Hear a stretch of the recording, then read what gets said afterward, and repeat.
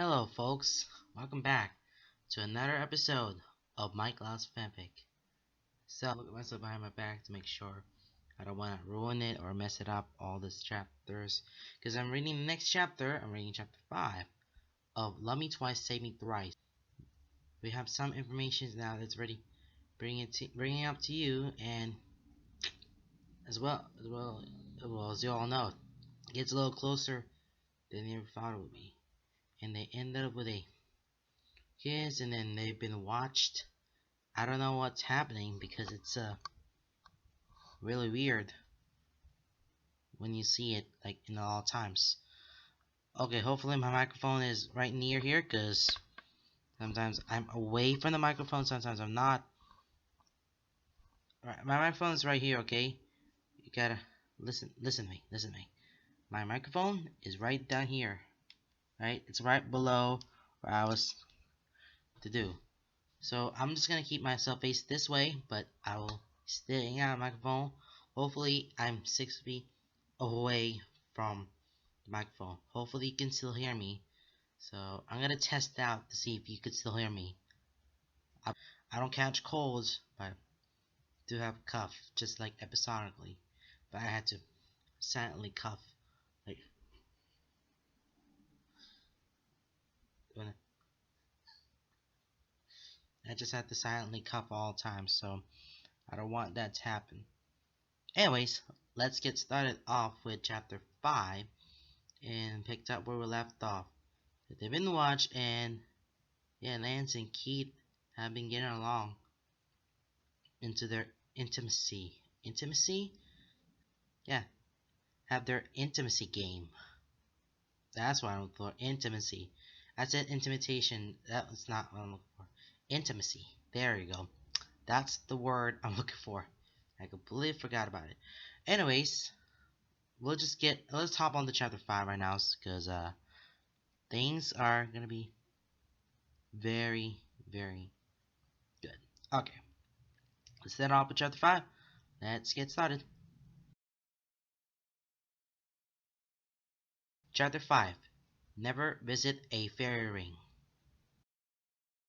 Keith is cleaning up his station when he hears the door open, followed by a ring of the brass bell above. It brings with it the patter of rain and the sound of cars zipping through puddles. The telltale sign, however, is a rush of cold air that surges into the parlor. It hits the back of Keith's neck, where his ponytail has left him exposed, slipping in past his shirt to dance like fingertips down his back, leaving goosebumps in its ghostly wake. Keith stiffens for only a moment, only long enough to make sure it's him and not another Fae. "Good afternoon, Pigeon." Before he lets himself smile, he glances over his shoulder to find Lance closing the door behind him, hovering with his hand on the glass as his eyes dart around, lips pursed to a thin line and brow pinched. Before the trickle of awareness can take hold, Lance is spinning around, frowning gone without trace, as a brilliant grin stretches across his lips. He throws his arms wide, the closed umbrella in one hand, sending a splatter of rain across the floor. "Do you miss me?" Pitch sits at the front desk, leaning back in the chair with her arms folded over her chest and feet propped up. Her gaze slowly follows the trail of rainwater, lifting a brow when she finds that it's even made it up the wall before sliding over to Lance. "You were gone?"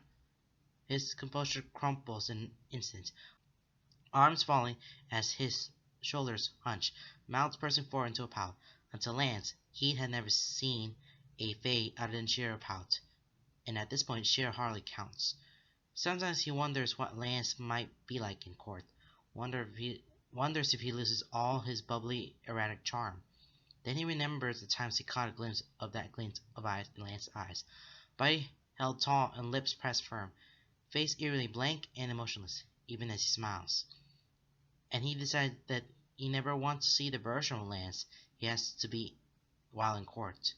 A perfect mannequin of plaster and paint that hides the shadow of himself. "You're so rude, little bird," Lance huffs. He pulls himself back, folding his arms loosely over his chest, dripping umbrella dangling from his fingers. His eyes narrow. "I'm not a bird." a light scoof, followed by a roll of his eyes. I've known plenty of birds, and trust me, you're a little bird. What does that even mean? It means you're aloof, devious, and just as likely to peck the hand that feeds you as you are to nuzzle it. Mischievous to a fault, but ultimately fiercely loyal. Paige blinks, frown fading as her expression takes on something more thoughtful. She nods slowly, brows lifted in surprise as she says, "You know what? On second thought, I'll take it." Lance smirks, that calling playful curl of his lips, lopsided and catching in Spark's eyes. "I figured you might up. Lance freezes mid-step, eyes snap back to Paige. She's leaning forward, feet drop to the floor, one hand on the desk while the other points at him. Eyes narrow, she says, "Don't you dare track rain all over the floors. You know I'm going to be the one to clean it up." Lance's lips purse once more, brow furrowing as she settles back on the welcome mat, looking for all the world like the scolded puppy. He holds Paige's glare for a moment longer, just until she settles back in her seat. Before his eyes find Keith's, pitiful and imploring. Keith chuckles, turning back to his station as he gives his chair a final wipe down. "I'm almost done."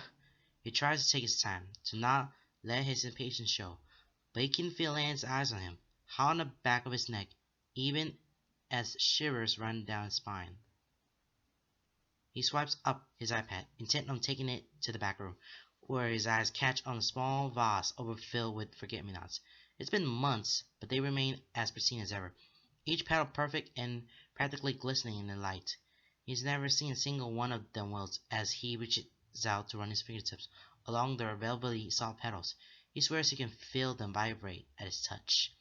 Still feeling the heat of Lance's gaze, he shakes his head and pulling away from his station and moving into the back room without turning around. Only then does he feel like he can breathe, a sigh rushing out of him as his shoulders slump. His skin still tingles, blood prickling excitedly in his veins. He stopped being able to separate the strange mix of awareness and anticipation whenever he's around Lance. It's a restless sort of energy, a vibration that hums through him and ricochets around his chest. It's innate to run, but he's not sure if his instincts are pushing him away or straying to Lance's arms. Though, given his inability to resist the strange tug in his chest, even and given how close they become, he's going to make an educated guess and say it's the latter. He still hasn't figured out why he's so drawn to Lance, and he's not foolish enough to believe that it's just a small, haphazard crush. It feels like more than that. He can't explain it, can barely understand it or make sense of it. He just knows that it feels like more. More than just a simple attraction that has him following Lance wherever he goes. More than simple fascination that has him lost in those swirling blue eyes. More than simple infatuation that has him eager and vibrating with anticipation. More than simple loneliness that has him shivering and leaning into Lance's every touch. More than simple crush that has him trusting Lance far more than he logically should. It's an innate instinct. One that tugs at something in his chest he can't identify. One that has him drawn inexplicably and irrevocably to this man, to this Fae.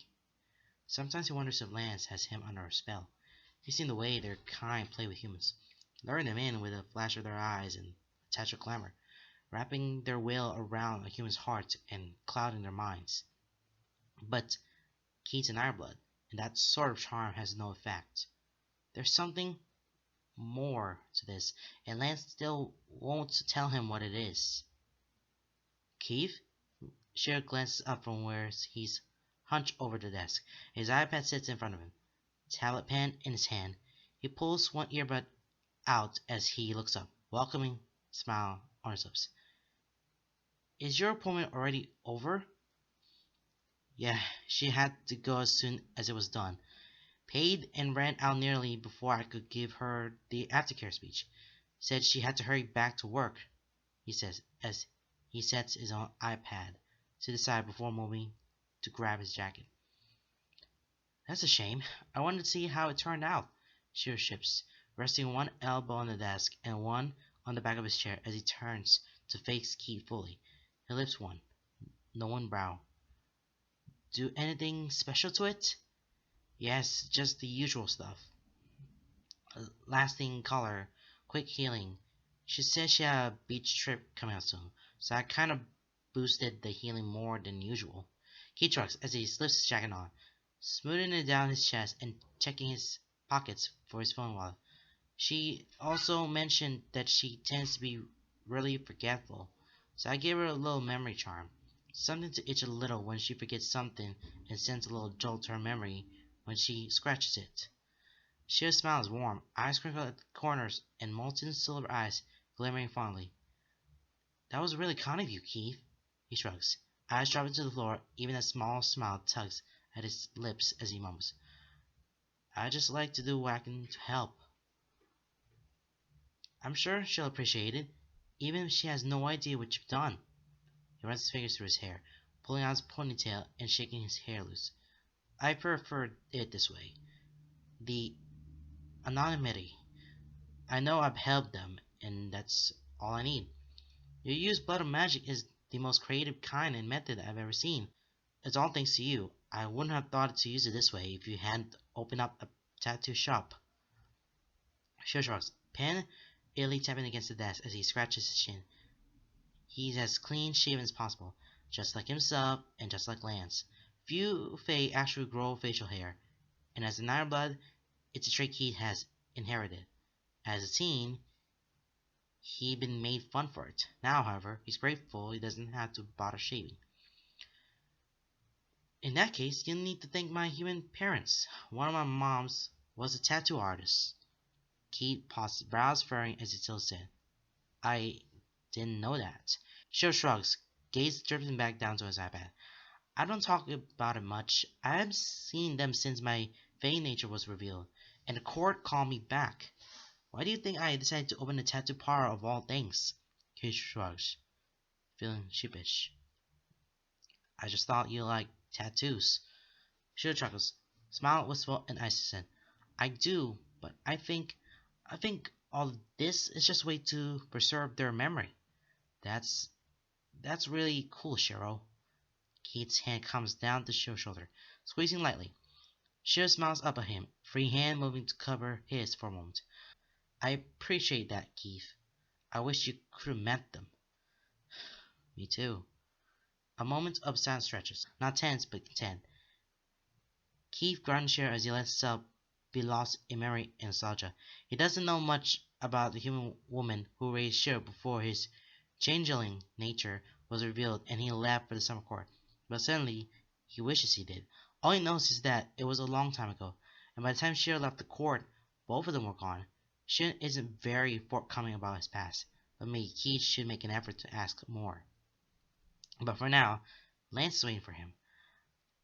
Taking your break? Shiro asks as Keith pulls away, straightening his jacket once more. Yeah, Lance and I are going to Shays. Do you want us to pick up anything? It's just a flicker of a moment. Just the barriers of cracks in Shiro's expression, the hardening of his eyes, glinting sharp as steel, the faltering of his smile, gaze narrowing just a fraction, and then it's all gone. He's back to smiling, but there's a subtle tension around his mouth, at the corners of his eyes, that make Keith certain that he hadn't just imagined it. What's wrong? What do you mean? He blinks, feigning innocence. Head tilted to the side and brows furrowed. Keith might have believed him, if he hadn't known Shiro well enough to catch the sheepishness hiding behind his smile. He frowns, whispers, eyes narrow, voice hard as he deepens. Shiro? The man holds his composure for all of 5 seconds, before it crumbles with a sigh. He turns, leaning elbows back on the desk as he hunches over his iPad. It's... Don't worry about it, he mumbles.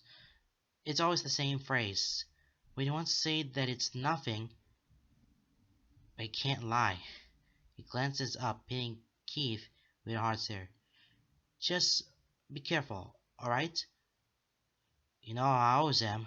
Shiro's smile is small and wry. That's just the thing, Keith. Humans can change their nature. He hops, rolling his eyes as he turns, moving toward the door. I'll be fine. It's just Lance. His voice quiet, barely more than a whisper. Something Keith is certain he's not supposed to hear, but he does anyway. That's what I'm afraid of. He's about to turn, about to question it, but Keith, hurry up! Lance waiting for him, so he steps out of the room, leaving Shiro behind, even as his voice echoes in the recesses of his mind, repeating that last phrase, grow more faint to each pulse of his heart, but no less ominous.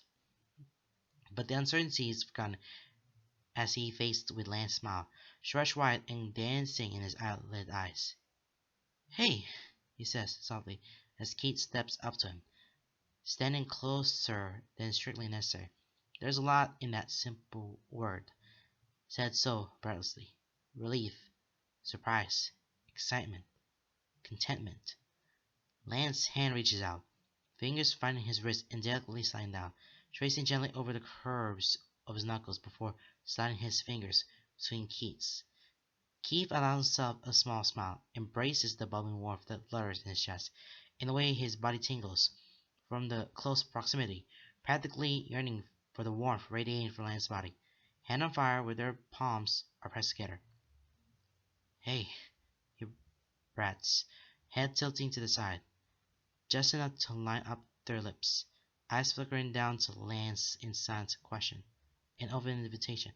He sees Lance smile just seconds before he leans forward, nose brushing against Keith's before their lips slide together, hot to the touch and honey sweet, soft and perfect, and dizzying as Lance presses up against him, filling his senses, another hand resting on his hip, sliding around to press against his lower back.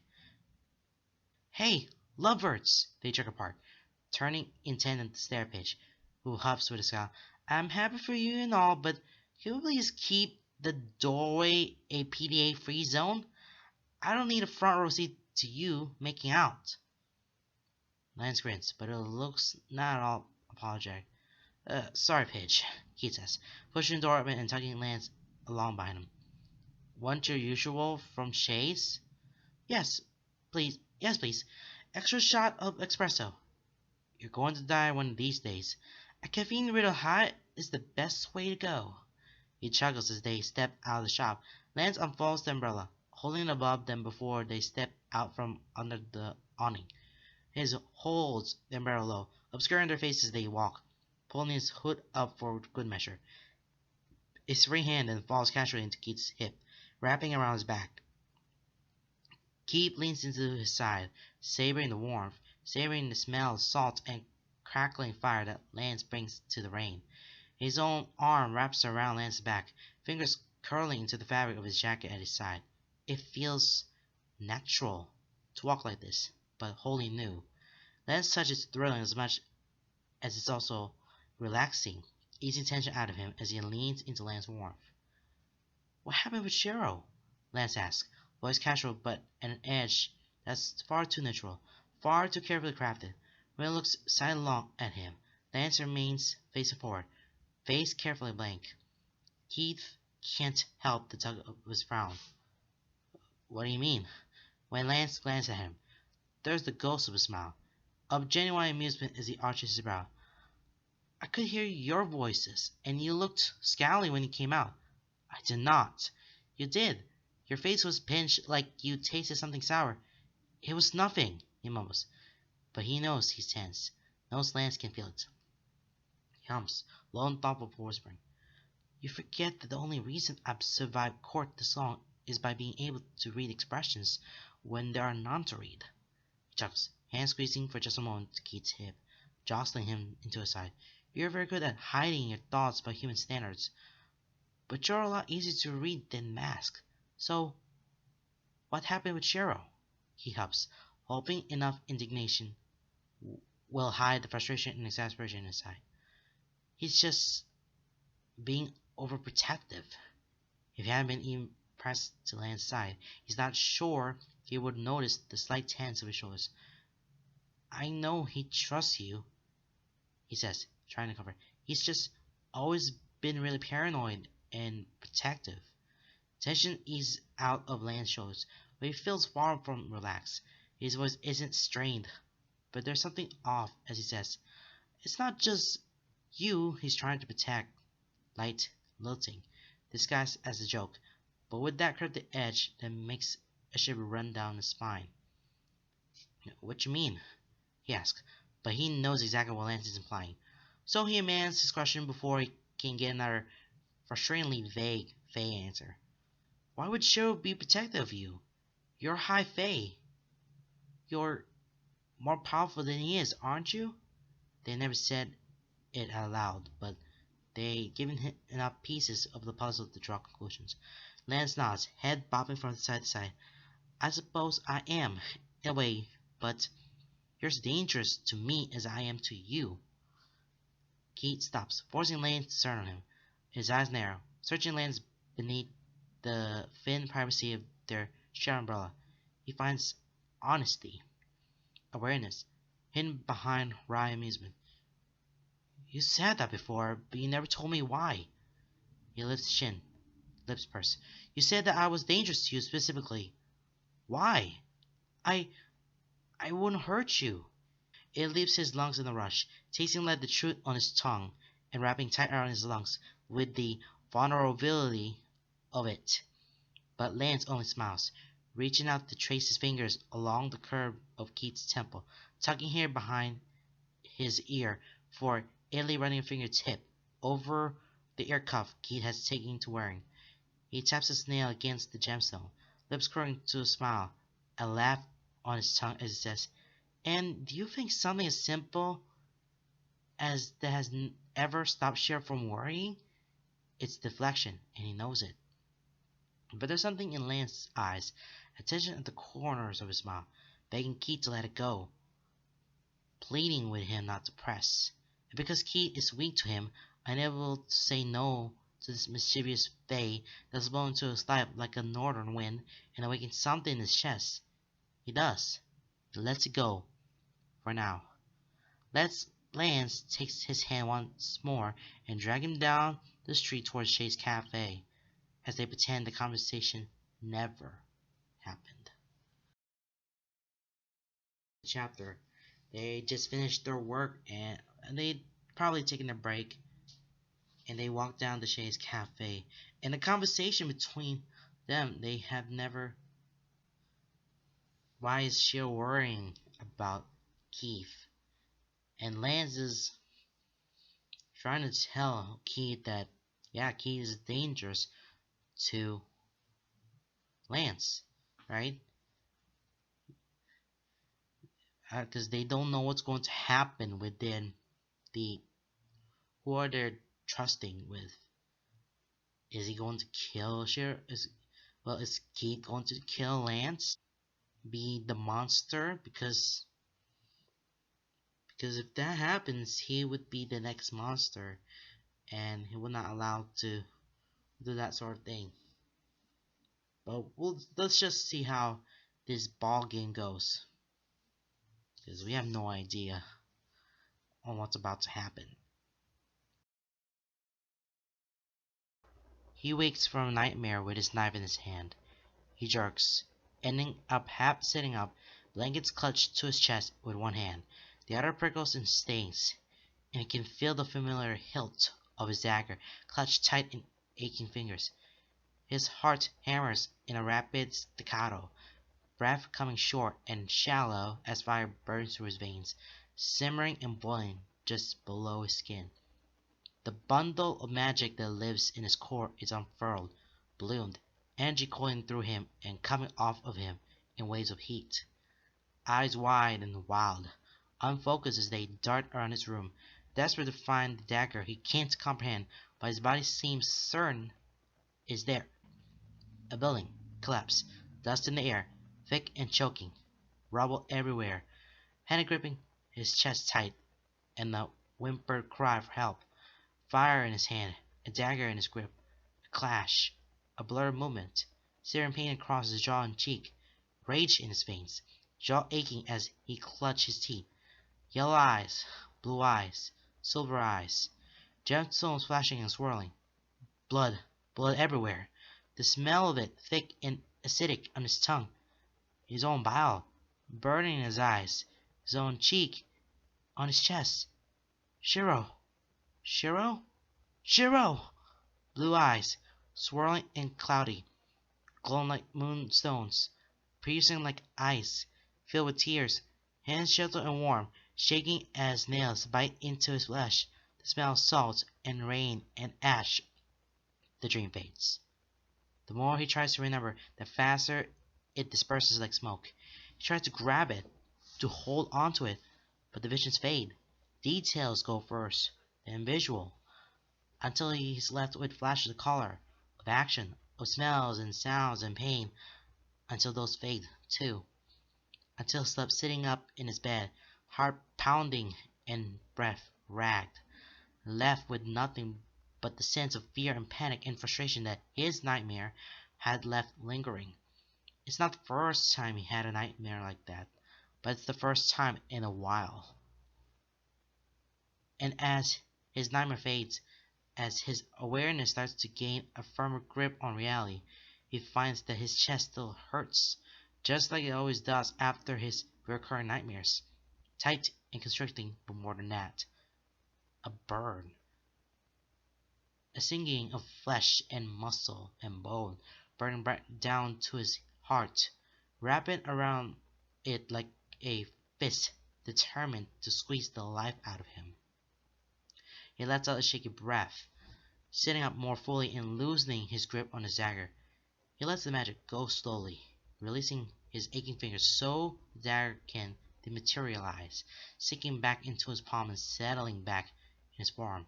Skin prickling and stinging, familiar but unpleasant all the same. He frowns, Ailey rubbing his forearm as the sensation starts to disperse. He closes his eyes, unfocusing on his breathing, as he urges his magic back into his core, but it's far more difficult task than it normally is. Unrestrained and sizzling through his veins, like a live wire awakened and set alight by his mind's panic and his body's subconscious instinct to fight. He lets out another sigh, already resigning himself to the fact that he'll have to take a cold shower. It always been the quickest way to get his body to calm down and his magic to recede. A wet nose presses to his cheek and drawing him out of his thoughts as a wine flows. He opens his eyes to find Cosmo hovering over him, awake and worried. He smiles, small and tired, as he reaches out to cup the wolf's face, running his fingers through his fur. Hey, buddy. It's okay. I'm okay. Cosmo's tail wags, tongue dragging up the side of Key's face as he laughs, pulling away and attempting to hold back the wolf. But Cosmo is strong, and it puts a paw into Key's chest, pushing him down to attack his face. And by the time Key manages to wiggle out from under him and slip from the bed, the ache in his chest has dimmed. It's still there, throbbing vaguely, but it no longer burns, and the vice-like grip on his lungs has loosened. He passes the bathroom, opening doors and pushing them close as silently as he can. It's not uncommon for him to wake in the middle of the night, but he still doesn't want to bother Shiro if he can't help it. Bathroom door shut, he turns to walk towards the shower. A yawn stretches his lips, eyes squinting shut as he idly rubs at his chest through his shirt. That strange burning sensation lingers, but he just chalks it up to being a side effect of his magic unleashing all at once. He turns on the water, pulling the tap to shift it from the tub to shower head before reaching behind him, grabbing his shirt and pulling it over his head. He half turns, tossing it to the counter when his eyes catch on the mirror. Something on his chest, thick black lines standing out against the pale expanse of his skin. Hair, a strange color, even in the darkness, and his eyes. But as he looks at the mirror straight on, there's nothing. His chest is a smooth, pale expanse. His eyes are as dark as they always are. His hair black as pitch. He frowns, lips pursing as he leans forward. His fingers press against his sternum, following the curve of his collarbones across his chest, trying to feel for any abnormalities that his eyes can't catch. His skin, his chest, burns beneath his touch, prickles and aches, but he sees nothing. He tilts his head from side to side, trying to see himself from all angles, but nothing. Nothing out of the ordinary, nothing but the same visage he sees every day. He shakes his head, turning from the mirror to slip out of his boxers and step into the shower. The cold water clears his head, forces him back to reality, and chases the remnants of his nightmare away, because that must have been all it was. Remnants of his nightmares. His sleep and panicked adult mind playing tricks on him, making him see things in the darkness. Because for a moment, just a moment, he could have sworn he had seen a tattoo on his chest. A 7-point star with wings. Thought about it a lot sooner, but it feels very creepy. Ah, his nightmare is never seen. He had never seen before. He has never seen this night before in his dream. And he wakes up. All of a sudden, it's just spreading all over the place, but it's nothing good. There is nothing good to look all this view and all the night, all that nightmare from that perspective, his perspective. Woke up and that nightmare is gone. But he could have sworn that something's bad happening. He could have sworn that there's like a tattoo, a 7-point star with wings. That he has the same thing for Shiro. It could be one of the members of it, but it could be his next successor. After Iron Blood, that might be his successor, but I don't think that prediction will work. But if it does, that might change the game. But for now, we just stick to his nightmares, and it's very scary.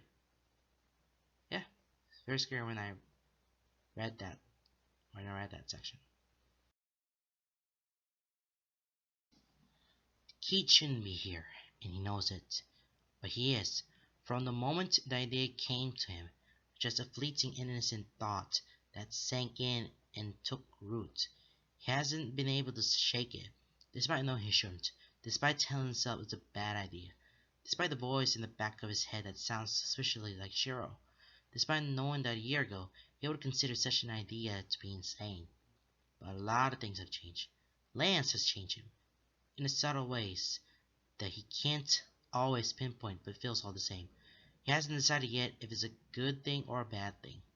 But either way, that's how he finds himself here, crouched with Cosmo on a web of wide tree branches several feet into the thick canopy of the wild forest. Through breaks in leaves, he can't see the Faerie. They're close enough that he can feel the hum of his energy buzzing like static across his skin. Cosmo shifts restlessly at his side, and he keeps one arm around him, fingers dug deep in his fur and scratching behind his ears to calm him. On one hand, he's almost surprised about how easy it was to command Cosmo to blink them up into a tree. But on the other hand, he's not surprised at all. Cosmo is no ordinary wolf, and he's seen him blink into trees before to chase birds. He doesn't know if Cosmo knows why they're here, but he crouches low at Keith's side, eyes locked on the Faerie while they wait. And they wait for what it feels like hours. Poised and on high alert, both of them kept wary by the fluctuating magic in the air around them. Despite what they're here for, they're on enemy territory, and he refuses to let himself forget that. He may have been reckless enough to be here in the first place, but that doesn't mean he has to be stupid about it. They wait as his legs start to feel stiff and sore, but he doesn't dare loosen his posture. They wait so long that he starts to consider the foolishness of his plan. He wonders if maybe Lance had taken another fairing, but no, because Keith would have received a text or call if he was already back in the moral realm. They continue to wait. A couple Fae pass by below, a few small Fae who scurry along the path and headlong into the fairing before Keith can get a good look. Another Fae comes through the ring, glamour Fae as it clings to him, making him less bulky, less hairy, and less horned than his Fae form. He walks slower, and Keith's grip in Cosmo's tightens, breath caught in his throat as he waits, ready to order Cosmo to blink the moment the Fae notices them. But he doesn't. He passes by without a single glance upward, and Keith allows himself a breath of relief. He is on the verge of deciding to cut his losses and head home when the fairy ring crackles once more. He stiffens, eyes snapping to the ring of rocks and toadstools atop the barren hill. He can feel the surge of energy, can taste it on his tongue, and feel it flit across his skin, causing his hair to stand on end. He holds his breath, fingers tightening Cosmo's fur as he waits. He fades into existence, stepping from one realm to another, from the invisible to the seen, bleeding into existence with that one step, from nothing to a solid body, dressed in well-fitting jeans, a shirt that stretches tight across broad shoulders only to fall loose over a narrow waist, and a familiar baggy jacket. A rush of chilled air rolling over his skin like a playful caress. Keith feels the grin ache in his cheeks before he's even realized he's smiling. Lance. At his side, he hears a soft whine, eager and complaining against staying still. The brush of a tail against nearby leaves. Shh, he whispers. Hold. Lance walks down the hill without looking back, hands digging around the pocket of his jacket. He pulls out his phone, eyes downcast as he types at the screen. He can feel the resonating vibration of several incoming texts in his pocket, but he ignores it, eyes locked on the Fae as he makes his way down the hill, toward the path that leads into town, beneath where he and Cosmo are perched. He grins as Lance passes, seeing the flash of the text screen on his phone, and a small purse of Lance's patient frown. Then he stops, several yards beyond where Key and Cosmo hide. His back is to them, but Key can't see him stepping. Head shooting up, he turns his head slowly, gazing sidelong at the trees for a moment before taking a step back and turning further, chin lifting as his eyes roam up towards the branches. Now! Key breathes, and feels the sudden rush of sensation sinking into his bones like lightning, hot and cold all at once, mind going black and blank as he feels the brief moment of weightlessness. And then all at once, everything comes back. The weightlessness remains for months as they hover in the air a split second before the gravity takes a hold. He sees the path below them, Lance turning, eyes wide and mouth falling over as he takes in Key and Cosmo hovering above him. And then they're falling, crashing into the Fae, who barely manages to catch Keith before his balance is tipped and they both fall backwards. Lance's back hits the ground first, a startled sound escaping him that's cut off as the air rushes from his lungs once Keith lands on top of him. Echoing groans escape them both as Cosmo lands atop them both, crushing them into the earth. In the name of the mother summer, Lance wheezes, eyes dazed as they stare up at the sky. Thankfully, Cosmo doesn't stay atop them for long. He hops off, dancing around the unaligned feet as he sniffs at Lance's face, licking a long wet stripe that makes the hair at his temple stand on end. Oh my, Cosmo! He curls in on himself, half ducking behind Keith's head to hide from the wolf's affections. Miss you too, buddy, but stop! Keith, control your wolf. Keith chuckles, propping himself up on one elbow as he reaches out his other hand to push Cosmo away. Cosmo, down! The wolf does as he's told, sitting back and watching the two of them, tail swishing behind him. What are you doing here? Lance asks. Keith sits back on Lance's lap, straddling his thighs and giving the Fae enough room to sit up. He props himself up with one arm behind him, rubbing the back of his head with the other. He looks bewildered, brows furrow and lips pursed as his head tilts to the side. He shrugs, hands resting in front of him, fingers illy fiddling with the hem of Lance's shirt. You said you'd be returning today around midday, so I thought I'd surprise you. Consider me surprised. Lance breathes, a smile slowly creeping across his lips. A spark of excitement in his eyes chases away the confusion, though can't fully hide his worry. He reaches forward, cupping Keith's face between his palms. You're an idiot, you know, he says, voice painfully found. It's dangerous for you here. What if someone has seen you? He shrugs, using the moment to mask the way he leans into Lance's touch. I have Cosmo with me. We were ready to blink out of here the moment anyone spotted us. Lance hops, eyes narrowing as he purses his lips in a mockery of something stern, his smile still tugging at the edges of his mouth. Reckless, hot-headed, stubborn, he mumbles. His hands slide down the curve of Keith's neck. Fingers leave trails of fire in their wake. His hands move down over his shoulder, dragging over his collarbones to ease down his chest, sliding around his waist until they rest comfortably here. Was it really worth risking everything just to see me an hour sooner? His smile is easing into a smirk, lopsided and smug, teasing and mischievous. It does things to Keith's insides, twists them up and sparks a heat that settles low and churning in his gut, makes his body feel tingly and oversensitive wherever they touch. His hands slide up Lance's chest of their own accord, forearms setting over his shoulders, and fingers idly playing with the hair at the nape of his neck. Keith hums for a moment, tips pursed and head tilted, feigning thought before saying yes. He's not sure if it's the truth or a lie. He's not sure if he means it. He doesn't want to think about it too much. Isn't sure he'll like the answer. But it makes Lance smile the same, makes his eyes crinkle at the corners with it, and that's all he wanted. Miss me that much? Yes. This time there's no hesitancy. He knows without a doubt that it's the truth. He feels emptier when Lance isn't around. He grew used to feeling that strange, dark hollow in his chest, barely notice it anymore, until Lance waltzed into his life and ignited something in him, make that strange echo and pulse with something, makes him feel more alive. And now, whenever Lance is gone, there's noticeable difference. It's similar to the feeling he gets whenever Bitch goes on a family vacation, or the feeling whenever Shiro leaves for a long weekend trip. Similar but different.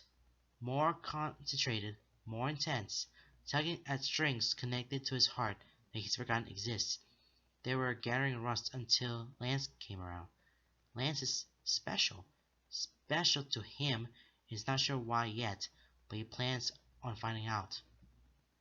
Something passes across Lance's face, something that lingers and swirls in the depths of his multifaceted eyes. But before Keith can name it, Lance is searching for it, and Keith's world narrows down the warm press of Lance's lips, soft as he remembers them, firm and eager as he tilts his head, sliding their lips together at a perfect angle, his arms tighten around Keith's waist, fingers playing wide as they move up his spine. Keith clings to his shoulders, falling into him, a soft sound escaping his throat as Lance pulls him closer, until their chests are nearly flush. The kiss is a gentle push and pull, pressing together, capturing each other's lips, leaning into the contact, only to pull apart just a breath's width before diving in to do it again. Every angle is better than the last. The caress Lance's breath against his cheeks makes him dizzy, the warmth from his body and roaming hands making his blood boil. Skin oversensitizes as he yearns for skin-to-skin contact.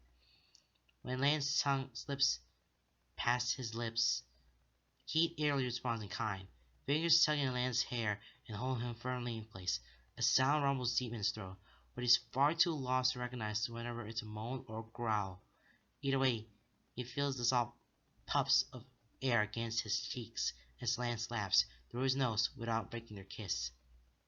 Lance is honey sweet, rich and dark, filling his senses and dizzying his mind. So much, too much, not enough.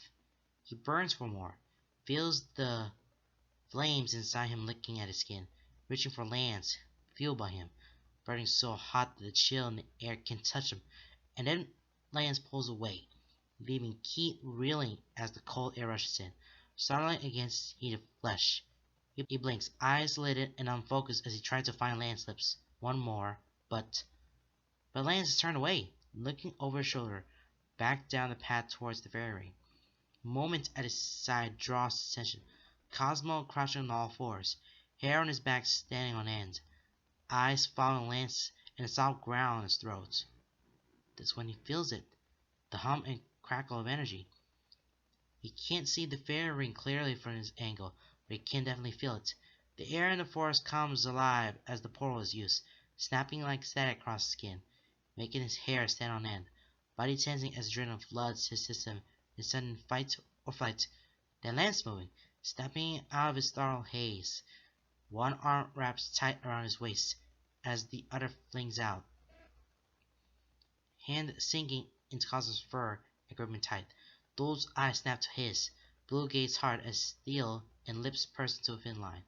Cosmo must understand, because the feeling of being displaced rushes over him instantly, hot and cold, overwhelming, blinding and deafening to his senses, weightless as they're suddenly nothing, and then they're dropping back to the ground.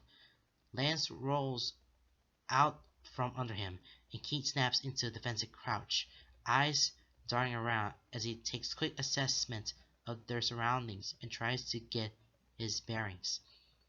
They're not too far away from the path they had just been on.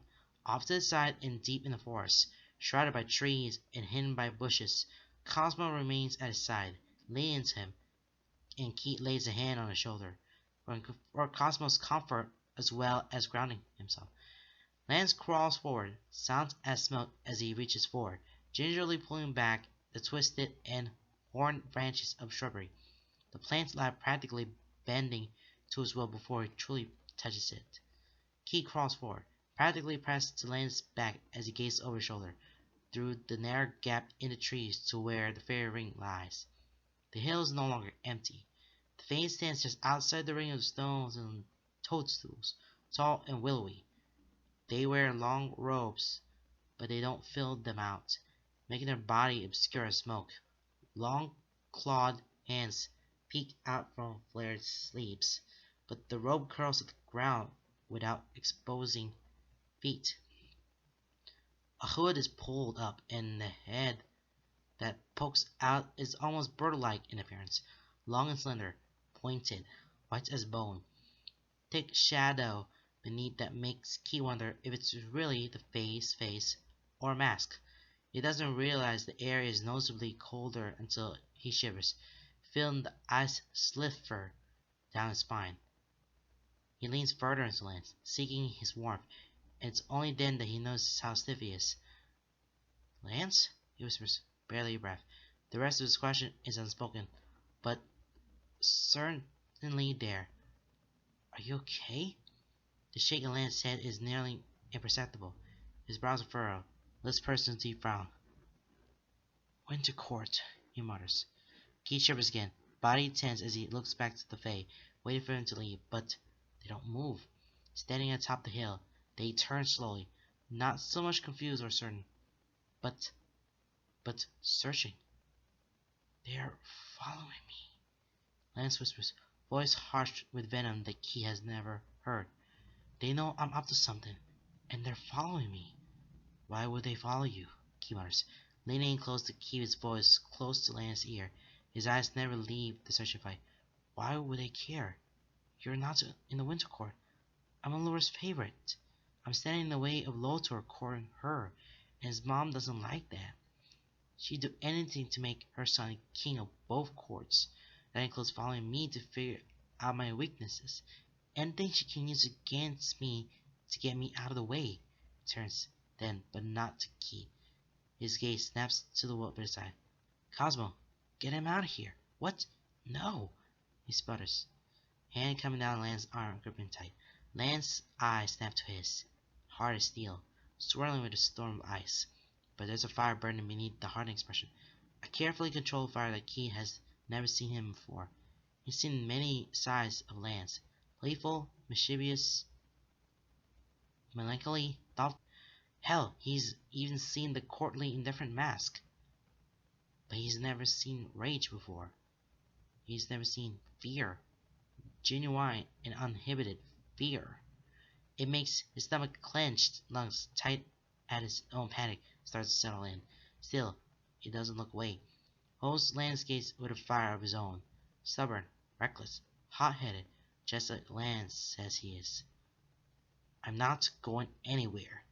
Lance's frown deepens, his own hand coming down Keith's and prying it from his arm. Yes, he says firmly. You are. Keith clutches at his hand. I'm not leaving you alone. Not when he's in danger. Not with that Fae lurking.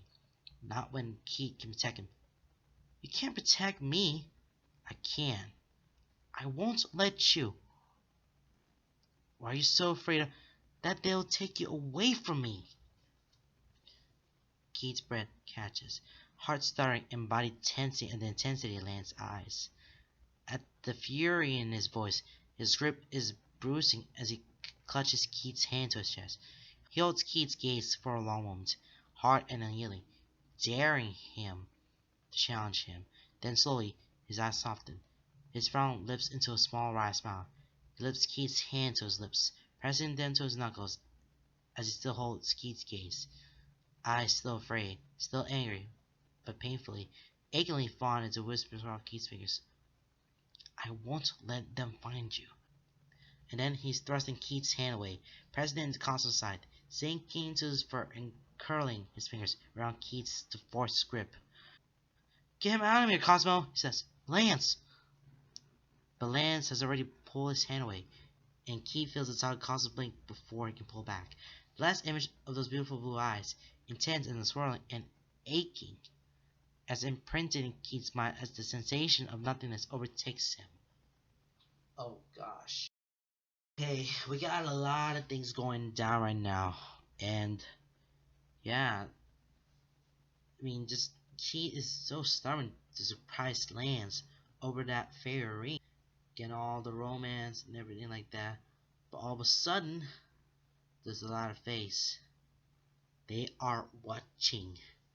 They definitely following them, and they're watching them. Oh God, this is a very bad timing, and this is no good. They have their own fears. They have everywhere, but God, this is very much intense here, and they will definitely find them. And they found them. They're yeah, that's they're in trouble, and I don't know what's going to happen to them, but they're going to be in trouble. Okay, this one is probably a text, so I'm just gonna read it anyway. Here's the text from Lance. I'll be gone for a few more days. I need to throw these Fae off my trail. I'm doubling back into the Fae realm. I'll text you as soon as I'm back. Please be safe. Okay, so yeah, Lance is texting him that you gotta be safe, but he's going back to the Fae realm for a long time because they are following him, and they're not supposed to do that. So that is too close for each other, and that is what happens. It's been several days since Keith last heard from Lance, and he'd be lying if he said he wasn't worried. He knows he's not doing a great job at hiding it. His worry and paranoia are at an all-time high, making him restless and antsy. He's mad at Lance for sending him away, and he's frustrated with himself for not being able to do anything. Lance is out there being followed by Winter Court Fae, manipulated and jabbed at by his own court, and preyed upon by people looking to socially climb, and he's stuck here twiddling his thumbs and doing nothing. Lance staying away, doing who knows what in order to protect Keith, and there's nothing Keith can do. He's never felt so useless, and he doesn't like it. And doesn't like sitting there idle while people he cares are about in danger, while people take care of it to protect him. He's not a child anymore. She has been training him for years, and what's the point if he's not allowed to protect the people he loves? And he's not the only one who's worried. He ended up telling the others after Paige called him out for snapping at everyone one too many times. Sharon and Hong had taken the news with infuriatingly blank but grim expressions, but he could tell from the tension that they were just as worried as he feels. Paige had been a ball of righteous fury, and for a moment he thought she might march into the Fae realm herself and challenge the whole of the Winter Court. and for a moment he was pretty sure she'd win. Still, they tell him there's nothing they can do but wait. That's why he's here, sitting on the back porch in one of the deck chairs, glaring miserably at the fire burning in a brick fire pit Shira had made years ago. One elbow resting on the arm of the chair, cheek resting against his fist. A beer bottle hangs idly between his fingers of his other hand, dangling off the other armrest, legs splayed and stretched, back slump. Pitch would say he's moping. Shira would say he's pouting. Good thing neither of them are here right now to rub in. Just him and Cosmo, who curls up next to his chair, soaking the warmth from the fire. Pitch is busy and Shira's out, probably with Adam. It's fine. He's fine here by himself. He's not really alone when he has Cosmo, and he's fine just to sit here and wait. Part of him desperately hopes Lance will make his way into the backyard to surprise him. Another part of him hates himself for hoping. When he finally does feel the telltale prickle at the back of his neck, the instinctual feeling of being watched, and the prickle beneath his skin that always tells him when the Fae is nearby, it's not accompanied by the playful chill that he's hoping for. It's a rush of warm, dry wind, hot like a desert gust, that feels like sand across the skin. It brings with it the crackle of electricity, static charge in the air. A deep rumble of distant thunder announces an oncoming storm, not heard but felt. The smell of rain, of moisture in the high heat. His eyes widening as the wind rolls over him, watching as it tugs at the flames in the fire pit and briefly builds them higher, logs crackling and splitting. Are you Keith? He whispers around, standing quickly enough that the chair clatters to the ground, followed by the sound of his beer bottle shattering on the stone. He stands on the porch, heat of the fire to his back, and Cosmo standing at his side, half curled around him, and hackles raised. Keith's right hand is held out, fingers curled. The mark on his forearm burns. It itches beneath his skin, a sharp pain that prickles and crawls down his wrist, sharp where his blade presses beneath the skin of his palm, aching to be released. Before him stands a Fae, a woman, tall and proud, lithe but strong. One arm hangs, her other hand on the hip that's cocked to the side. Her skin is brown, and her features are sharp, glamour only softening them enough to make them more human. It shimmers high on her cheekbones, on her ears, and in her hair. Her clothes cover much of her body, simple but regal, and definitely not modern. If you had to guess from that alone, he'd say she isn't used to visiting the moral realm. She stares at him, unblinking, eyes sharp and hard and swirling, blues and grays, ocean steel. They shift and move, claws dipping and shifting, like Lance and Shirzai's tend to. He doesn't pick up any open hostility from her, but there's an intensity radiating from her that puts him on edge. Who wants to know? He asks, keeping his voice carefully neutral. Last thing he needs to do is offend an unfamiliar Fae by being rude, but he can't quite help the sharp cut of his words. Her eyes drag down his form, taking in his loose t-shirt, sweatpants, and bare feet before stepping back to his face. Her expression hasn't changed, but he gets the feeling she's not impressed. I'm Lance's sister. You can call me Veronica. He blinks, pose restraining a fraction, as one eyebrow shoots upward. Lance's sister? Now that he's looking closer, yeah, you can definitely see some of the resemblance in her features and in the places where her glamour is thickest. Her skin is a slightly different shade, and her eyes are a different hue, but there's something about her that, yeah, he can see her being related to Lance. Not to mention, she has said it point blank, and Faye can't lie, so he has no reason to doubt her. He allows himself to relax, if only slightly, eyeing her with a slight suspicion and mounting confusion. Lance has never mentioned anything about his family. Why are you here? Lance wants you to know that he's fine, but he can't make it back just yet. He said you'll be worrying about him. Keith Seven, scowl pinching his features as he fights the heat creeping out of his neck. I wasn't worried. His voice is even, but just a fraction too defensive. He sees her mask start to crack, the corner of her lips tugging up into a small smirk. And, yeah, when she does that, he can definitely tell she's related to Lance. He also told me you deny it. Her smile fades, falling once more into intense indifference. But that's not the only reason I'm here. I also wanted to see you for myself. Keith's chest feels tight, a chill of dread seeping down his spine, despite the heat of the fire behind him. It casts a glow dancing across Veronica's skin, emphasizing the sharpness of her features and the shadows in her eyes. Why? He asks, chin lifting, challenging. She doesn't waver. To understand why he will risk everything to see you. As long as the courts don't know, it's fine. His frown deepens. It's more of a risk to me than him, isn't it? A flicker of surprise dances across her features, smoothing out her glare as one eyebrow rises. You don't know about the prophecy, do you? He blinks, staring at her blankly. Her lips purse, brows pinch as she says, Our grandmother has the gift of foresight. When Lance was born, she had a vision. She said that she would rise far and bring honor to our family, but an iron blood would be his downfall. I would never hurt Lance, he says, quick and sharp, hearts hammering in his ears.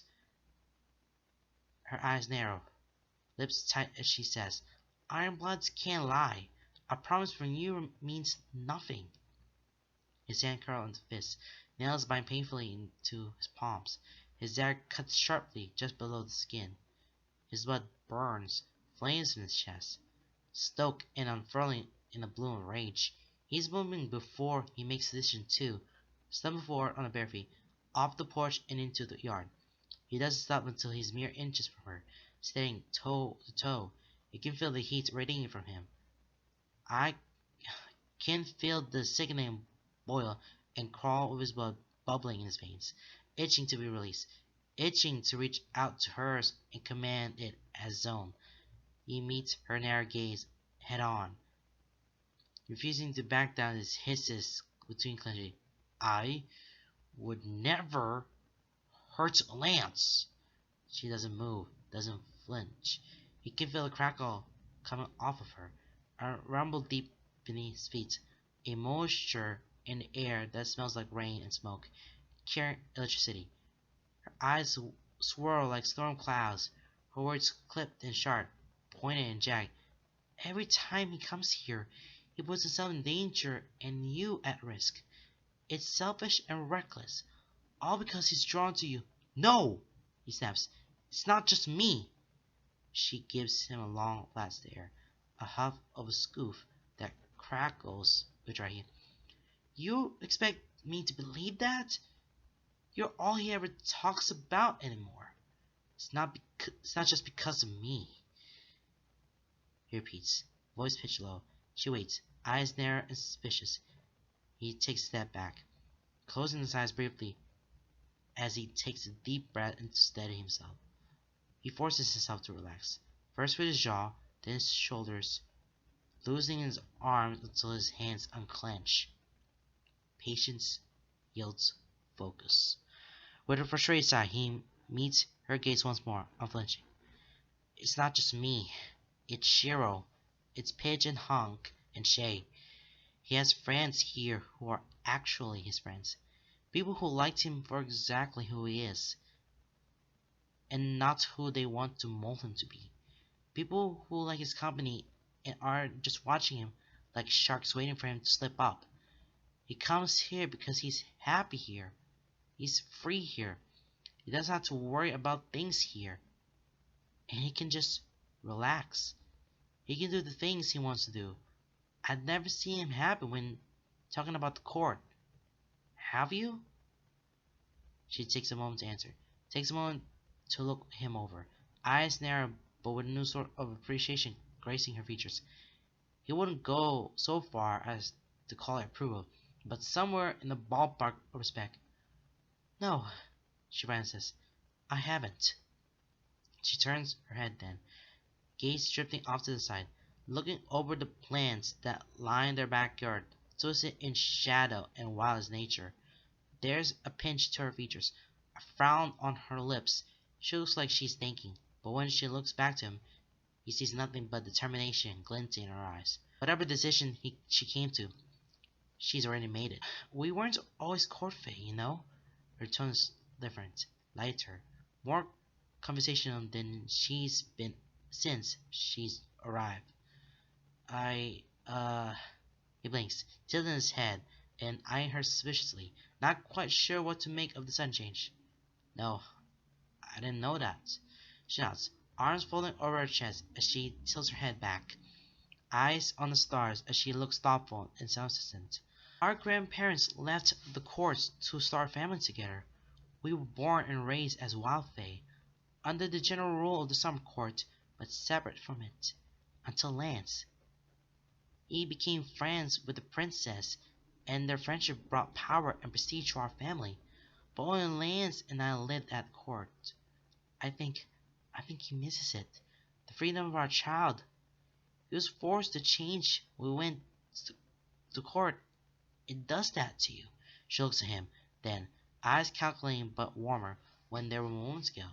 Her lips pursed, thoughtful and wary, but no longer unkind. I think he feels like he's lost part of himself, and you remind him of who he likes to be. She smiles, small and secretive.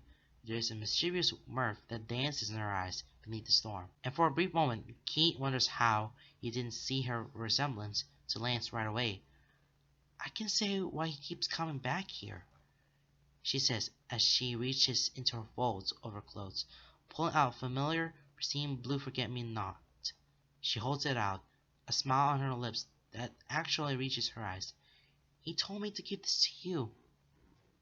Kate reaches out automatically, focused on the flower and the way the sight of it twists up his insides, taking his breath away and making his stomach flutter.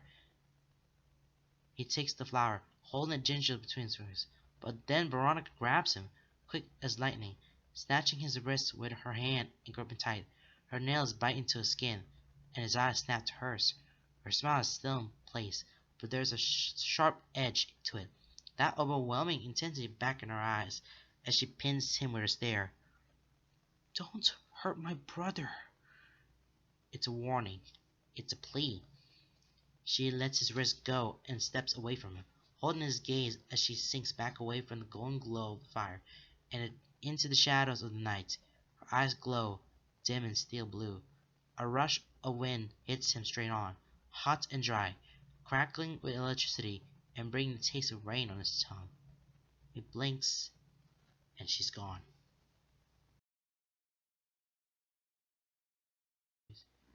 So she has a warning to keep because he's an Iron Blood and she's also the Fae. This is uh her high summer is the high she's a high Fae of the Summer Court's sister. Yeah, it mentions about why is the only why is Kate to be trying to kill Lance? Because Kate is defending himself that no, I will never hurt Lance. He will never Lance the same way he do because he's dangerous and they're trying to kill to one of the courts, to one of the other courts because it's Iron Blood because it can kill one of the two courts. But that got a lot of worried about it, but Veronica is worried about Lance. He's fine, but he has to make sure that he doesn't want to kill Lance because that's his own fault and he will be ashamed. Okay, be careful. You're an Iron Blood. You're about to kill someone. And Veronica heeds a little warning to him. So why. That's why it throws out a little bit. And it makes sense, right? It definitely makes sense. Land's forget-me-nots are a thing of beauty, perfect and pristine. A beautiful sky of blue, several subtle hues, a white star, solid yellow center. Each petal is smooth as silk and identically shaped, all of them bending forward just a fraction, as if reaching for him. They never bend, never break, never wither. They shine in the sun and never wilt. Part of him thinks that even if he tried to pluck the petals, they won't tear, that the flower will remain as perfect as glass. He knows they're grown from Fae magic, but he's not sure if it's a Fae thing or a Lance thing. He's certainly never seen Shira randomly disposing flowers, but that doesn't mean he can't. Maybe he does it around Adam, because he and Adam are together like Keith and Lance. They're together, right? They never explicitly talked about it, but it's pretty certain there's something between them. The way they kiss, the way they touch, the way Lance looks at him, and the way he lingers. There's something between them. Something that makes Keith weak at the knees and lights in the chest, makes his stomach flutter and his blood run hot, plucks all the strings around his heart and resonates deep within that strange numb void in his core. It's an itch, one they can't seem to scratch, one that's only elevated when Lance is around, like a balm that helps him forget. But Lance hasn't been around for nearly a week, and that itch is getting worse, getting more insistent, getting infuriating. It's beneath his skin, crawling and shivering. It's the way his lungs occasionally spasm when he thinks of Lance, breath hitching in his throat. It's a bone-deep ache in his chest that won't go away, both hurting and yearning. It's a vibration he feels, making him light and overwhelming happy, but strange, so strange, because nothing has ever made him feel so high. It's a riffing in the back of his mind, flashes of things he can't grasp, slipping through his fingers and dissipating, fading into his shadow and smoke as soon as he focuses on an itch, a memory he can't grasp, a thought lost before it can form. He doesn't know if it's something Lance has said or if it was something Veronica said. Maybe it's just that he's been spending so much time with Lance. Maybe it was the fear in Lance's eyes that sent Keith away. Maybe it's just that he hasn't seen him in a while and he's worried. Either way, the itch has been getting worse. Bad enough that he's irritable. He's frustrated. He can't sleep and his nightmares are coming back. They play every night. The skin of his arms are streaked with a red from where he's been absently scratching. He groans, rolling onto his back and staring at the ceiling rather than the forget-me-nots gather on his nightstand. He scowls, running his fingers through his hair, tugging at the strands until it hurts, and his hair scratches on the ear cuff. The ear cuff they found in the... He's off the bed in a second, rolling onto the floor and pulling the metal box out from under his bed. He's not sure where this new sense of urgency comes from. It's sudden, spiking adrenaline through his system, but whenever he tries to figure out why, it starts to fade.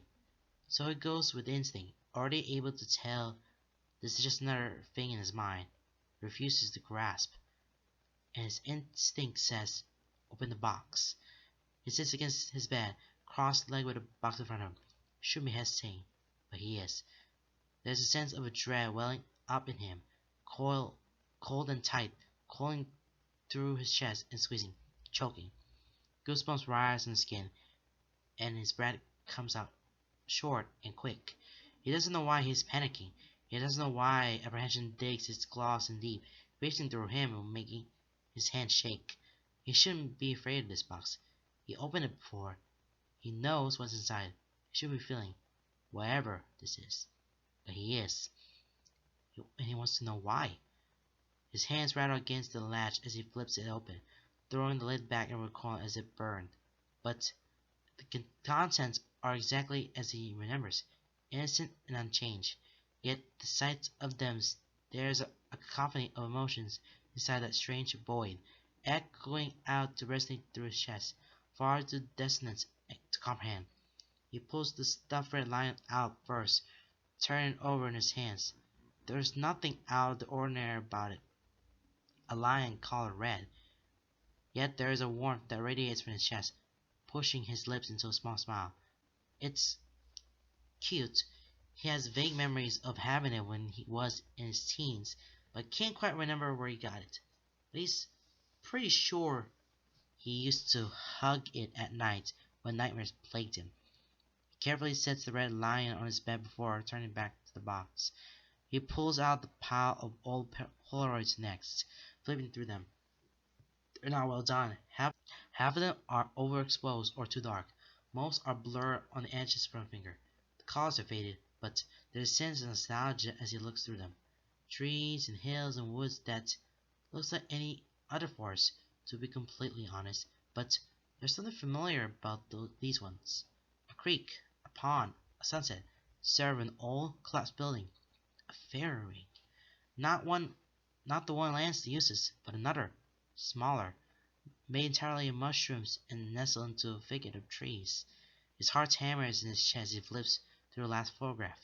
He can't tell that it's a selfie, a close-up of faces, an arm extended off-screen, but it's far too overexposed, their faces and features lost to a blur of white. He can only tell one of the two people is him because of his unruly mop of dark hair. He stares at the position taking the picture, something twisting unpleasantly in his chest as he tries to make out the features. He sets them aside. He grabs for the dream journal. It's not full, only about 20 or so entries. He flips through them, half the time unable to even make out his messy, half-asleep handwriting. The entries are incoherent at best, messy sentences half-formed, frantic and sporadic in detail, but there's something wholly familiar about them. They remind him of his recent nightmares, the recurrent ones. He sees similar imagery repeated: blood, yellow eyes, a giant, hulking figure, a cut on his cheek, and a burn in his chest. Shiro. Shiro bleeding. Shiro missing an arm. But not all the entries are about nightmares. Some are pleasant dreams, of magical forest landscapes and patchwork settings slapped together from bits and pieces of memories. Most of them feature a boy, his age, with his dark skin and blue eyes and a pretty smile. He tosses the book aside, reaching for the Game Boy with shaking hands. It's a Game of Color. Red. When he flips it around, you can see that Pokemon Blue is already loaded up inside. He flips the power switch, surprised when the batteries still work. The images on the screen are familiar, welcoming, nostalgic in a way that reminds him of simpler times and games that hold a dear place in his heart. The warmth of it eases his round nerves, calming his rapid heartbeat and allowing him to breathe a little easier. He loads up the save file and the training name is Lance. Several rolls, turning confidently as his gut clenches. Frick, he hisses, turning off the Game Boy and dropping it onto his lap, already reaching for the last few pieces of paper layering in the bottom of the box. His chest feels tight. His palms are sweating beneath his gloves. But as he picks them up, he freezes, eyes fixing on what was beneath them. There, resting innocently against the shiny bottom of the metal box, is the pristine blue forget-me-not. His heart hammers against his ribs, painful and dizzy. His pulse is all he can hear, ears ringing. He holds his breath, hands shaking as he unfolds the papers. They're all uneven at the edges, torn from a sketchbook. He's always had an affinity for art, for sketching realism specifically. It allowed him an easy transition into being a tattoo artist. When he was younger, he used to practice by sketching people around him, sitting in public places and drawing people he saw, drawing friends and Shiro and Cosmo. But one of his older sketchbooks, one that he had in high school when Shiro adopted him, has several torn pages that he doesn't remember ripping out. Lance's face stares back at him from the pages, sketchy and done quickly, distorted in a little in some. None of his features are perfect, like Keith having it to hold a clear image in his mind. They're also old, clear before he managed to perfect his craft, but they're clearly Lance. Lance smiling, Lance pouting, Lance laughing, Lance staring into the distance, distorted and done quickly and unfinished, sketchy and refined, but Keith will recognize him anywhere. It's Lance. It's Lance. A lot of information to stuff in here. I don't know what happened. He was the one who clearly messed everything up. And that forget-me-nots has been thrown a lot ever since it happened. Become a red lion as the beginning. And there is a Polaroid, like a photo or something.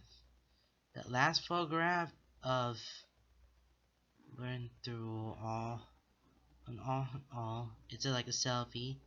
It's just him and there's a blur of white. But it's just truly uncleared. And there's journals. There are journals, 20 entries or so. There are some recent nightmares, some recurrent ones. Blood everywhere. Shiro loses an arm. That's another thing that's mentioned. There's another one, Game Boy. And when it turns on the Game Boy, there's Pokemon Blue. It's already loading up.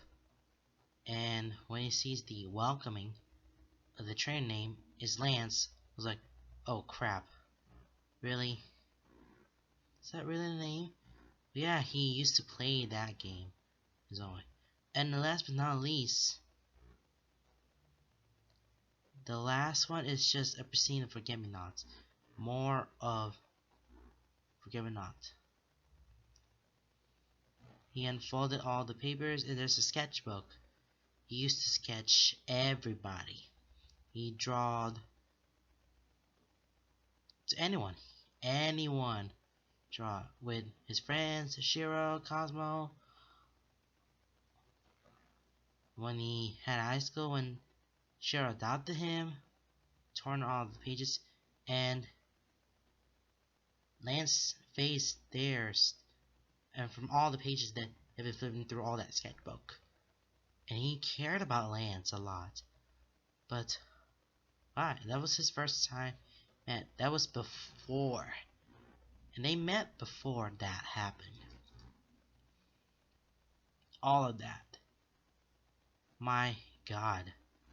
That was a very crazy, you know. It was a really crazy chapter. Okay, hold on a second. I'll get to. Lance is waiting for him outside the subway station.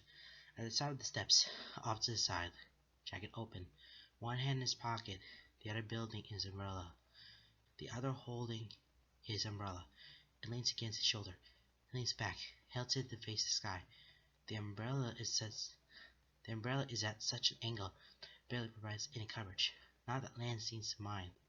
His eyes are closed, long lashes dusting across high cheekbones, glittering raindrops that cling to his skin and diamond dust of his glamour beneath. It shimmers and shines, lips relaxed but curved at the edges, tucking up into a ghost of a smile.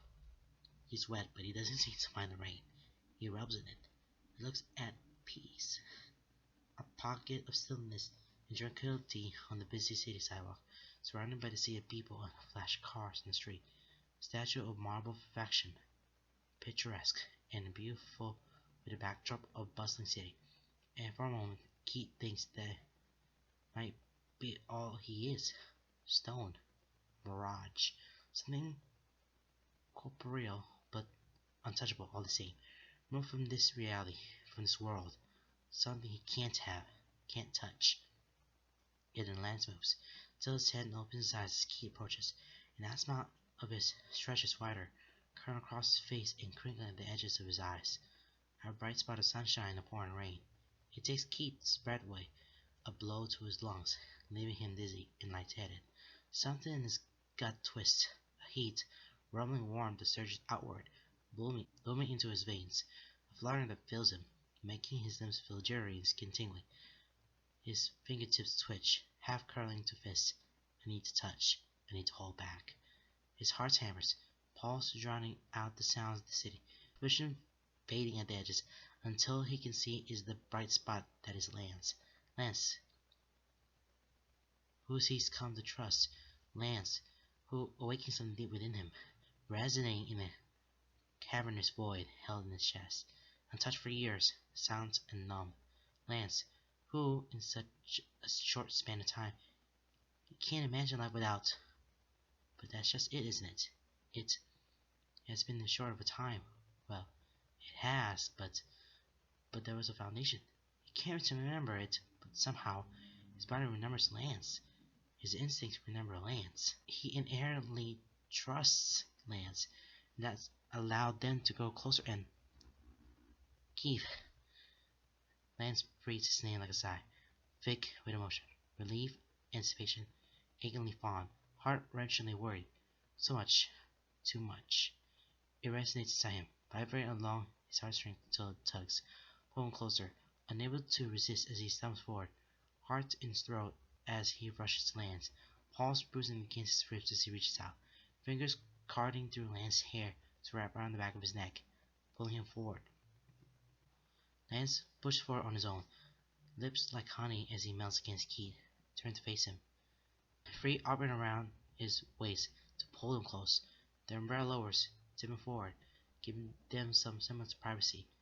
Their kiss isn't a rush, but there is an underlying urgency, a furnace with which they slot their mouths together, a delicate intimacy with which Lance slides his tongue past Keith's lips, gentle and reverent, but despite in the way he nips at Keith's lips, in the way his fingers curl into the back of Keith's jacket, in the way their foreheads press tight, noses pressed roughly to cheeks, and exhaling sharply, breaths panting. Keith's desperate for him, for his touch, in ways he doesn't understand, in ways he's desperate to understand. Lance clings to him like he's afraid, kisses him like a man drowning. When they pull apart, they don't go far, still touching. Keith holding Lance's forehead to his, Lance holding Keith's body flushed to his own.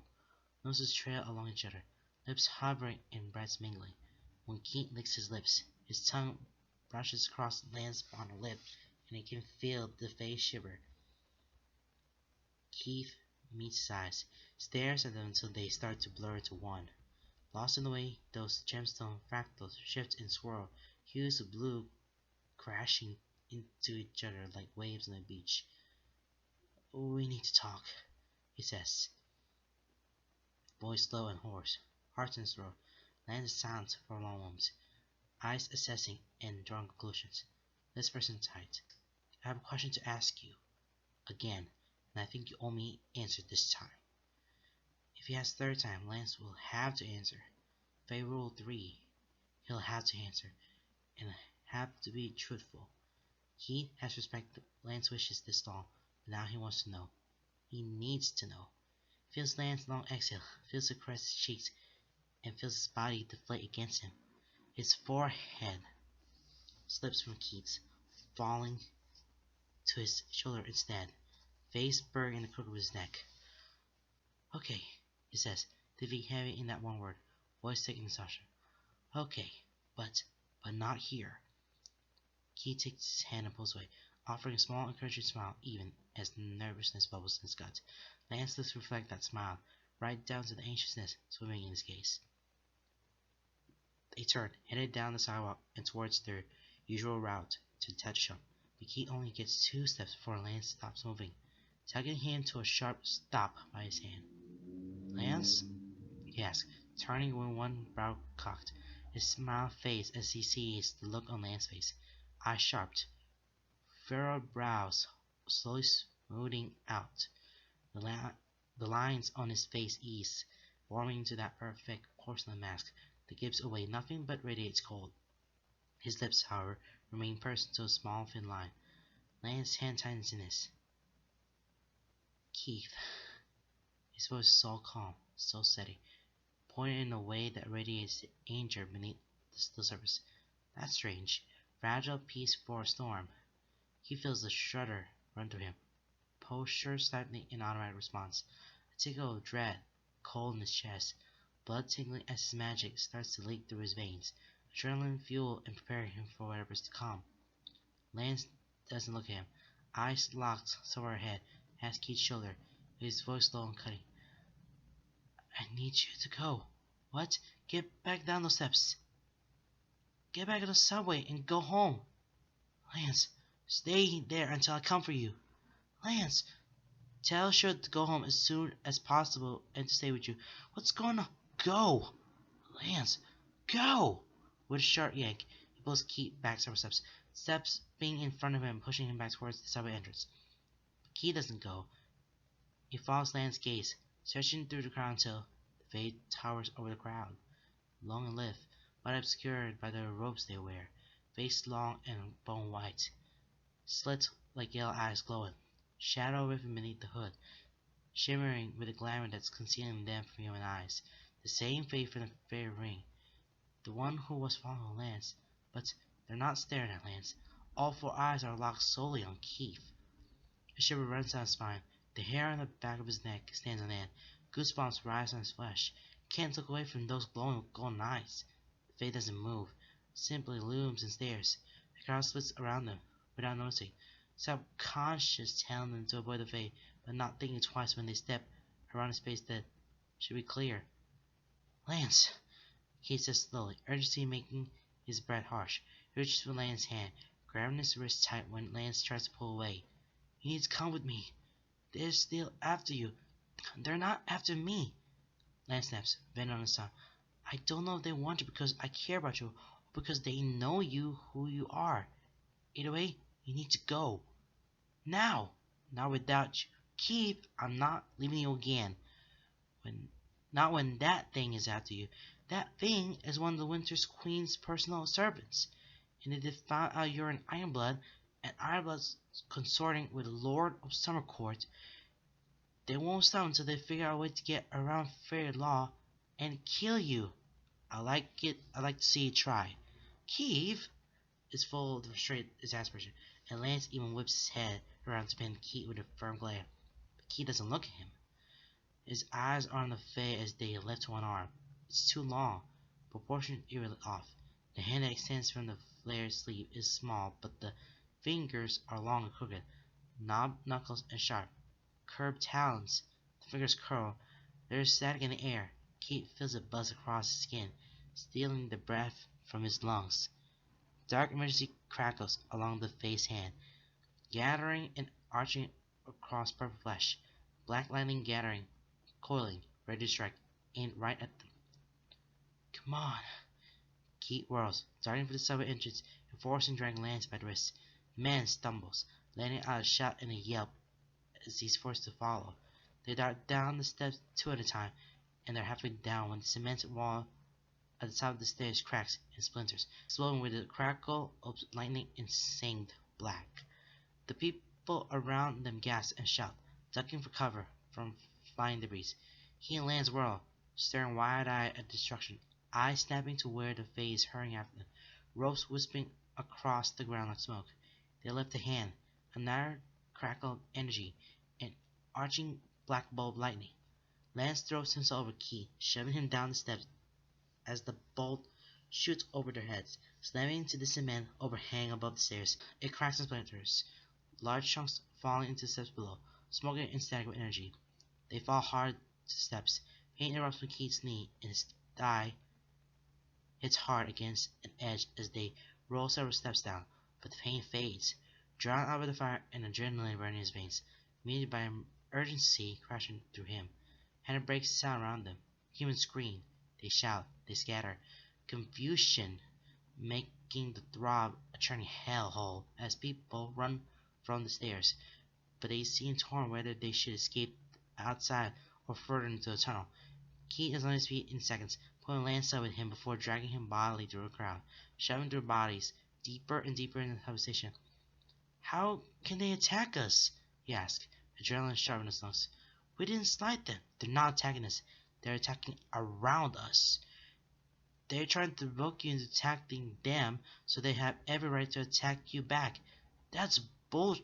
That's Fae. Lance says with a bitter humorous laugh. It might be a trap to see if you're a human or Fae. So the best thing to do is run? That's I was trying to tell you earlier. Roll, Naima, he shouts as soon as he hears the beat of their drum. The singing stops immediately, and by the time he jumps through the crowd, they're already on their feet, eyes sharp and alert. Bees are snarling at their side.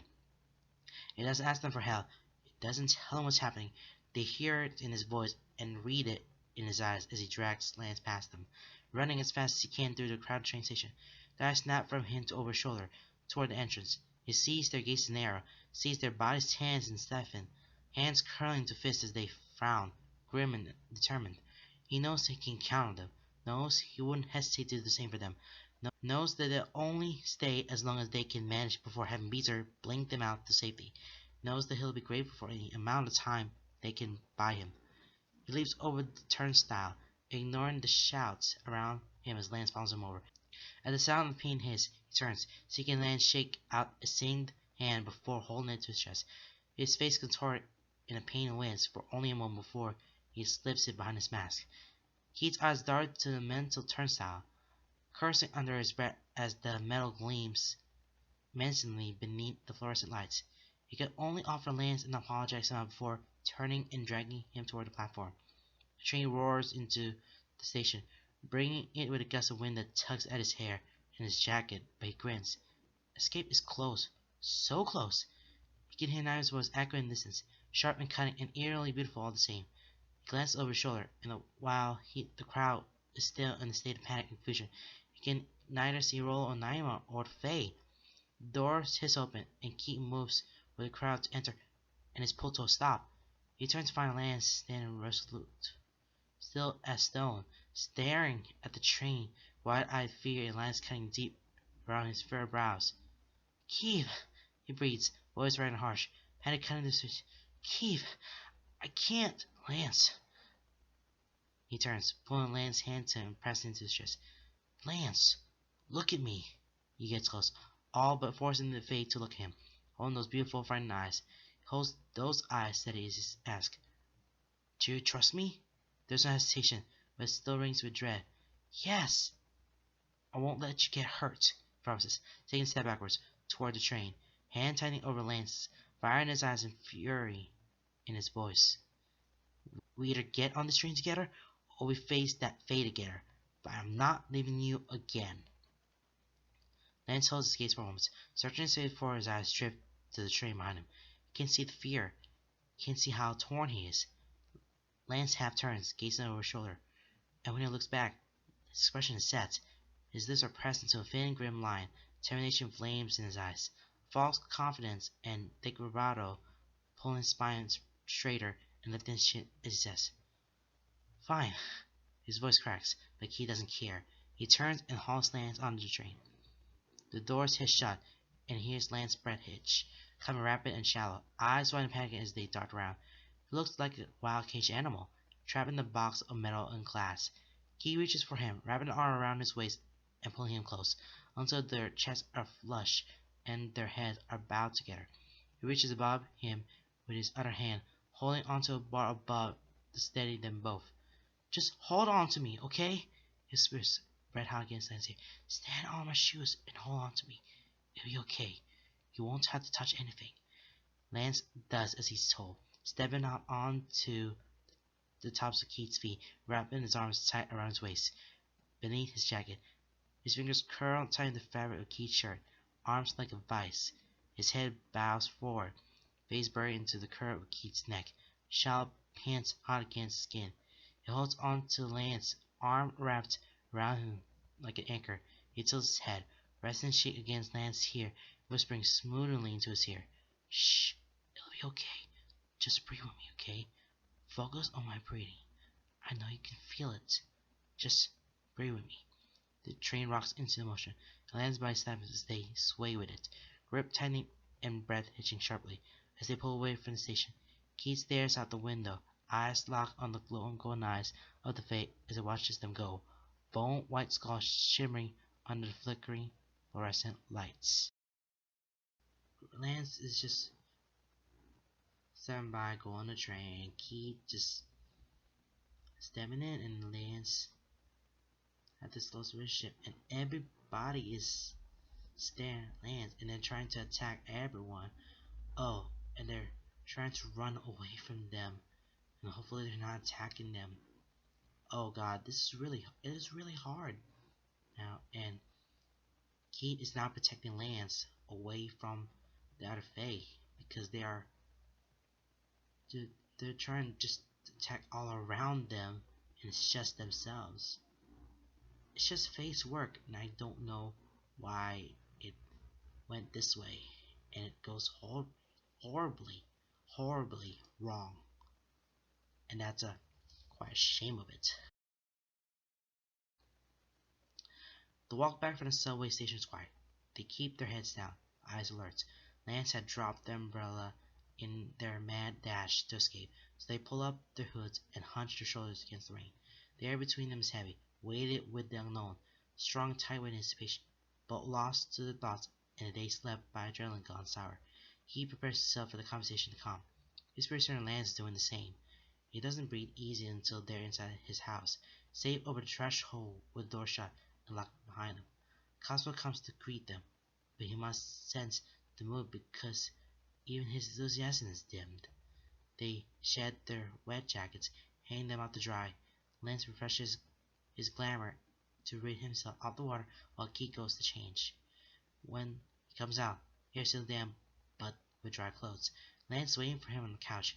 Cosmo lies next to him, head in his lap. Lance idly runs his fingers through the wolf's fur, but his eyes are distant and his lips are pursed to a small frown. Keith lets out a long exhale as he sinks into the couch next to him, pulling a knee onto the cushion to turn towards him. Lance doesn't look up, and the silence persists. "Go ahead," Lance finally says, barely above a whisper, just a slight ripple across a still pond. You can ask it. He doesn't know why he's hesitating, but he feels his sideburn clench. His lungs feel tight and his heart feels strangled, lodged in his throat, making it hard to speak. His hands squeeze into fists, nails biting into his palms. He doesn't register the pain until Lance reaches out, laying a hand over Keith's. His simple touch fed the light and soothing away his nerves. He looks down, focusing on that hand. It's bright red, with a frown. He turns his hands over, taking Lance gingerly between his own and flipping over. A small breath flees him, heart twisting as he sees Lance's palm and fingertips covered in rising blisters. The flesh looks boiled and bubbled, angry and red.